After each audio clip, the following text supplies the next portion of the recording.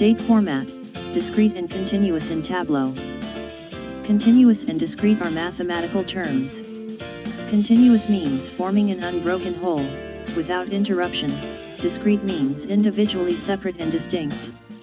When you drag a field from the data pane to columns or rows, the values are continuous by default and Tableau creates an axis. Discrete data is information that can only take certain values. Continuous data is data that can take any value. Height, weight, temperature, and length are all examples of continuous data.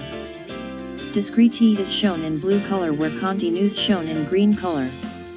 According to me, Discreate means convert value to in text form and shows text results, and Continous means convert value in calculation and show value results. For convert data in table, you need all data or pill value in discrete form. And converting in chart you need at least one value in continuous form.